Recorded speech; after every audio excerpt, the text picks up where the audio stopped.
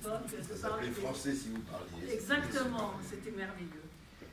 Non, je voudrais dire, c'est vrai que ça a l'air un peu paradoxal quelquefois de parler de la paix dans un univers où, dans les médias et un peu partout, on ne vous parle que de la guerre, que des bruits de guerre, que du fanatisme, que du racisme, que des identités. Et quand on parle des identités, vous voyez, on ne parle que des identités meurtrières, il y a des identités ouvertes.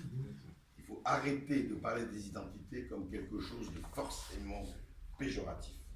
Les identités, vous savez, je voudrais rappeler deux ou trois petites choses. Il y avait un visionnaire canadien qui s'appelait Marshall McLuhan. Marshall McLuhan était un visionnaire des médias et c'est lui qui a le premier parlé du village global. Je vous parle de 40 ans avant Internet. Et il parlait du village global, il dit nous vivons dans un monde qui est devenu village global. Et quand il parlait du village global, il parlait du tam-tam.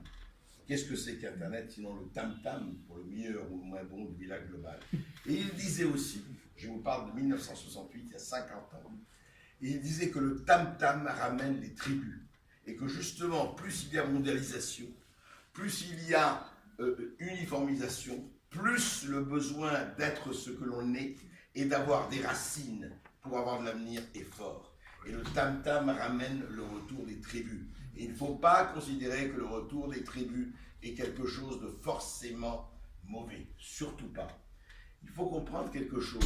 C'est que, et c'est ça qui est terrible, nous sommes des animaux à 1000 facettes. Nous ne sommes pas des ânes à œillères.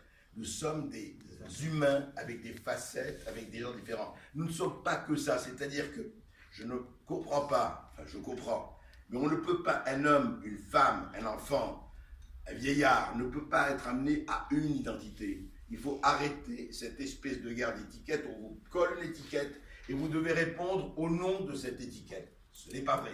Vous êtes plusieurs étiquettes, vous êtes des centaines d'étiquettes et ça rend vous, dans votre spécificité, dans votre singularité et dans votre humanité. Vous n'êtes pas que ça. Je ne suis pas que arabe, que juif, que chinois, que ceci. Je suis quelqu'un qui est son unicité et ça n'empêche absolument pas, il n'y a rien à relier, il n'y a rien à dire, non, non, moi je ne suis pas ça, etc.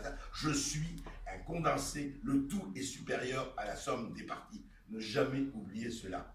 Et je voudrais dire que justement, Hélène qui parle beaucoup et qui parle des anges gardiens et qui parle de la paix, je pense qu'on doit être à soi-même et aux autres son propre ange gardien. Je m'explique.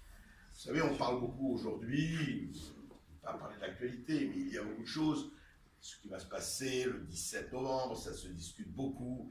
Les blocages par-ci, mais les blocages ne sont pas seulement des blocages des routes.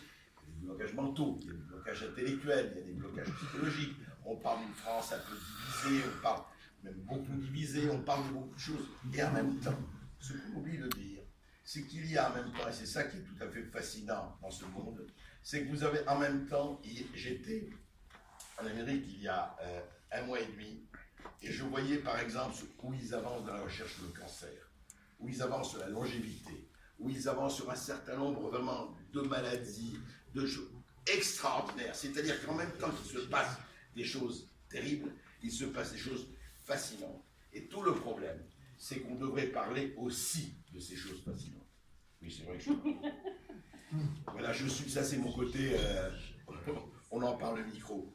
Mais je voudrais simplement dire quelque chose, vous savez, c'est, comme disait quelqu'un magnifiquement, ce que le public te reproche, cultive-le, c'est toi. Et l'autre phrase, qui est une phrase de Sartre, souvent on a demandé à Sartre, des choses que j'aime beaucoup chez Sartre, peut-être moins, peu importe, il a écrit des choses magnifiques. Et un jour on a dit à Sartre, écoutez, vous parlez de la liberté, vous avez écrit énormément de bouquins sur la liberté, c'est quoi la liberté? Et il dit, la liberté, c'est ce que vous faites de ce qu'on a fait de vous. Vous n'avez pas choisi votre enfance, vous n'avez pas choisi vos parents, vous n'avez pas choisi où vous êtes né. Mais après, ce programme qui est le vôtre, est-ce que vous vous faites écraser par lui, vous le rejetez violemment ou vous le gérez? Et c'est ça qui est important. Il n'y a pas à relier, encore une fois, il n'y a pas à être écrasé, il n'y a pas à écarter, il y a à gérer ce que vous êtes et construire, et comme dit l'autre, devenir ce que l'on est, comme disait Nietzsche, devenir ce que l'on est. Et je crois que c'est extrêmement important. Et je ne sais pas ce que c'est, moi, que la paix universelle. Ce que je sais, c'est que les êtres humains ont été, au long de l'histoire, il y a eu tellement de témoignages extraordinaires de solidarité. Et encore aujourd'hui, ça veut dire qu'on doit croire absolument, non en l'homme, dans sa respiration la plus haute. Voilà. Bravo.